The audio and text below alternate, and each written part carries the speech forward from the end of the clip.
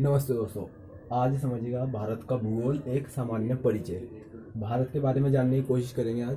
और थोड़ा सा मैंने नक्शा भी बनाया है भारत का, थोड़ा मैप देख कोशिश तो की है। काफ़ी बढ़िया तो नहीं है पर ठीक है, समझने लायक है। तो स्टार्ट करते हैं। तो सबसे पहला क्वेश्चन भारत के भूगोल से जो बनता है वो यही बनता है कि भारत किस गोलार्ध में स्थित है।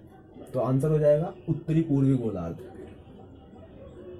फिर आता है कि विश्व में एरिया के हिसाब से विश्व में भारत का कौन सा स्थान है क्षेत्रफल के हिसाब से। तो हो जाएगा आंसर 7वां स्थान। क्षेत्रफल के हिसाब से भारत का 7वां स्थान है विश्व में। फिर क्वेश्चन बनता है कि क्षेत्रफल विश्व के क्षेत्रफल का कितने परसेंट है। भारत का क्षेत्रफल जो है विश्व के क्षेत्रफल का कितने परसेंट है। तो 2.4%। ये भी याद रखें। और ये चीज़ सबसे मेन पॉइंट आते हैं कि लैटिट्यूड एक्सपेंशन कितना है। लैटिट्यूड यानी कि अक्षांश। तो दक्षिणी अक्षांश से 8 डिग्री 4 मिनट से और उत्तरी अक्षांश तक 37 डिग्री 6 मिनट का लैटिट्यूड एक्सपेंशन है भारत का। यहाँ पे आप देख सकते हैं 8 डिग्री 4 मिनट से दक्षिण से और 37 डिग्री 6 मिनट उत्तर तक। फिर आता है कि लॉन्गिट्यूड लाइन क्या निर्धारित करती है। तो किस चीज़ को निर्धारित करती है लॉन्गिट्यूड लाइन। समय और अवस्थिति। समय यानी और अवस्थिति यानी कि भारत की स्थिति, इसकी जो चौड़ाई है लंबाई है और इसकी स्थिति क्या है फिलहाल, उसको निर्धारित करती क्या है लॉन्गिट्यूड लाइन। और कर्क रेखा जो है दोस्तों भारत के कितने राज्यों से गुजरती है। तो कर्क रेखा जो गुजरती है वो गुजरती है 8 राज्यों से। कर्क रेखा बिल्कुल बीचों बीच से गुजरती है भारत के। और किस किस राज्यों से गुजरती है। गुजरात से, राजस्थान से, मध्य प्रदेश से, छत्तीसगढ़ से, झारखंड से, पश्चिम बंगाल से, त्रिपुरा से और मिजोरम से। बिल्कुल यहाँ से ये बिल्कुल कर्क रेखा है। यहाँ कहीं मिजोरम आता है तो यहाँ ये पूरी 8 राज्यों से होकर गुजरती है। और भारत को लगभग 2 बराबर भागों में विभाजित भी ये कर्क रेखा ही करती है। और कितने डिग्री अक्षांश पे 23.5 डिग्री उत्तरी अक्षांश पे। ये भी क्वेश्चन बहुत बनता है कि कितने डिग्री अक्षांश पे कर्क रेखा भारत को 2 भागों में विभाजित करती है। तो आंसर हो जाता है 23.5 डिग्री उत्तरी अक्षांश पे। और ये भारत का पूर्वी बिंदु है, वो सॉरी पश्चिमी बिंदु, सुदूर पश्चिमी बिंदु। और इसका नाम है गौरमोता, गुजरात में पड़ता है। और 68 डिग्री 7 मिनट का कोण बनाता है यहाँ पे। और इसके बीच और हमारा जो अरुणाचल प्रदेश में पूर्वी बिंदु है किबिंद। तो किबिंद और गौरमोता गुजरात के बीच जो सनराइज और सनसेट के बीच का जो अंतर है वो कितना होता है 2 घंटे। लगभग 2 घंटे के का अंतर है सनराइज और सनसेट होने के बीच। इसमें सनराइज और सनसेट में 2 घंटे का अंतर होता है। किस किस के बीच। किबिंथ और गौरमोता गुजरात। ये थोड़ा याद रखने वाली चीज़ है, किबिंथ और गौरमोता गुजरात। किबिंथ जो है अरुणाचल प्रदेश में है और पूर्वी बिंदु है। और कितने डिग्री अक्षांश पे है 37 डिग्री 25 मिनट पूर्वी अक्षांश पे। और गौरमोता गुजरात जो है सुदूर पश्चिमी बिंदु है और गुजरात में पड़ता है 68 डिग्री 7 मिनट अक्षांश पे। ये जो है पश्चिमी अक्षांश पे है। फिर आता है कि भारतीय मानक समय रेखा यानी कि इंडियन स्टैंडर्ड टाइम लाइन कहाँ से गुजरती है। प्रयागराज के निकट एक शहर पड़ता है उत्तर प्रदेश में, मिर्ज़ापुर। सबने सीरीज तो देखी ही होगी मिर्ज़ापुर, इससे आप लोगों को याद रखने में आसानी होगी। तो प्रयागराज के निकट जो मिर्ज़ापुर पड़ता है वहाँ से क्या गुजरती है इंडियन स्टैंडर्ड टाइम लाइन यानी कि IST, भारतीय मानक समय रेखा। फिर आता है कि भारतीय मानक समय रेखा और ग्रीनविच माध्य समय, इसमें अंतर कितने घंटे का है। तो 5.5 घंटे का। फिर आते हैं अपने भारत के थोड़े से भौगोलिक स्थिति पर देखते हैं।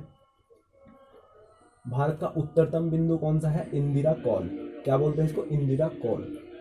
याद रह जाएगा। इंदिरा कौन, उत्तरतम बिंदु।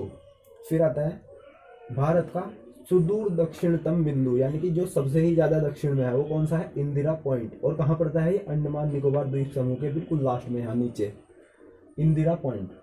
और ये जो श्रीलंका से जो रास्ता जुड़ता है यहाँ से, इस यहाँ पर क्या है, पाक जल संधि, याद रह जाएगा। पाक जल संधि कहाँ है, बिल्कुल जहाँ से राम सेतु का पुल है ना, बिल्कुल वहीं से।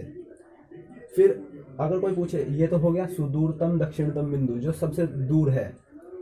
और यहाँ आप देख पा रहे होंगे कि ये जो है एरिया जहाँ भारत का पूरा मुख्य एरिया है, इससे थोड़ा सा ऊपर है, तो इसीलिए ये सुदूरतम दक्षिणतम बिंदु है। और भारत की मुख्य भूमि का दक्षिणतम बिंदु पूछा जाए तो क्या हो जाएगा, कन्याकुमारी। कन्याकुमारी में क्या, केप कमोरिन, इसको नोट कर लीजिए, केप कमोरिन क्या है, भारत की मुख्य भूमि का दक्षिणतम बिंदु। फिर इधर आता है लक्षद्वीप, और यहाँ पर तट रेखा आती है। तट रेखा कितनी है, 7516.6 किलोमीटर। और यह है अरब सागर, यह है बंगाल की खाड़ी, कहाँ, बिल्कुल जस्ट बांग्लादेश के नीचे। और भारत और बांग्लादेश, यहाँ बांग्लादेश है, और भारत और बांग्लादेश के बीच कितनी सीमा है, कितनी सीमा है, तो 4096 किलोमीटर लंबी भारत और बांग्लादेश की सीमा है।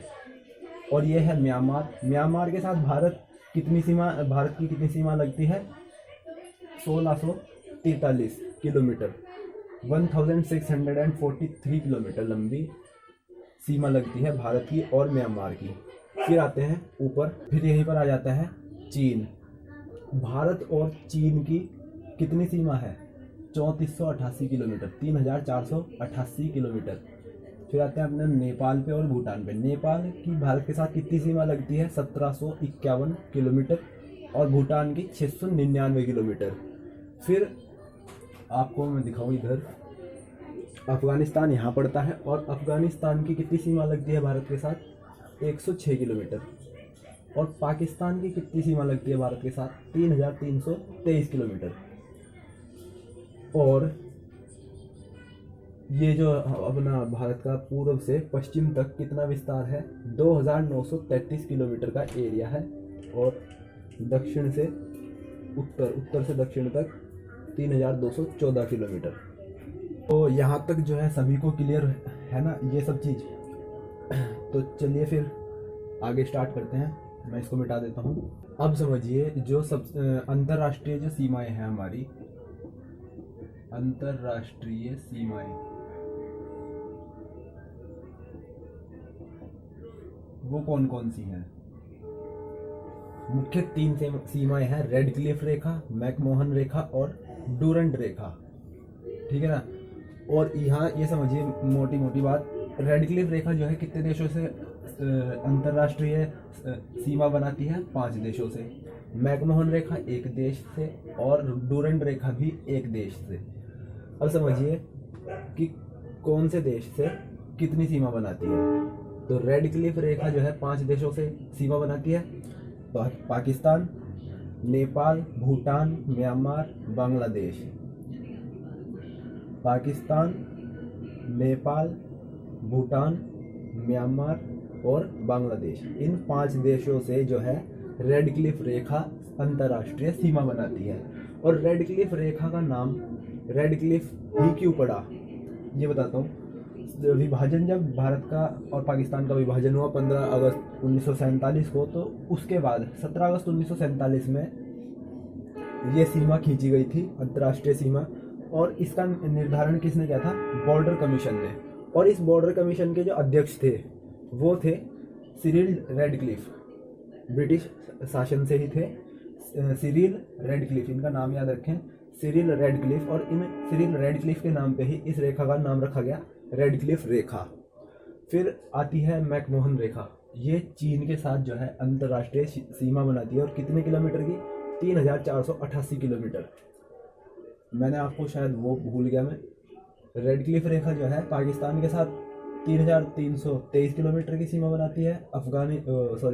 नेपाल के साथ जो है 1751 किलोमीटर, भूटान के साथ 699 किलोमीटर, म्यांमार के साथ 1613 किलोमीटर और बांग्लादेश के साथ 4096 किलोमीटर।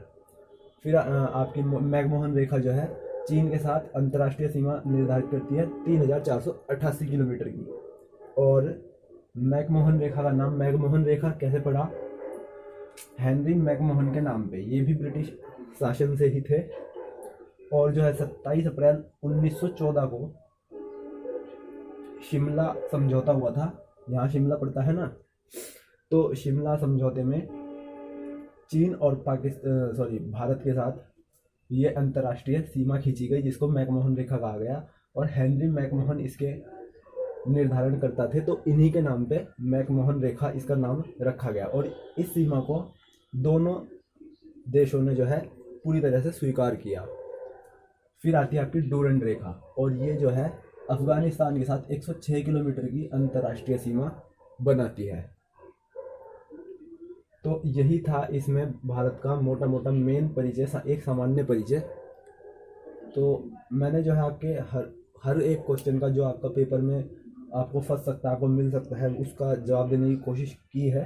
बाकी जो भी कुछ अगर आपको लगता है कि छूट गया हो तो कमेंट बॉक्स में बताइएगा ज़रूर। और थैंक्स फॉर वॉचिंग, और मैं मिलता हूँ आपसे अगली वीडियो में।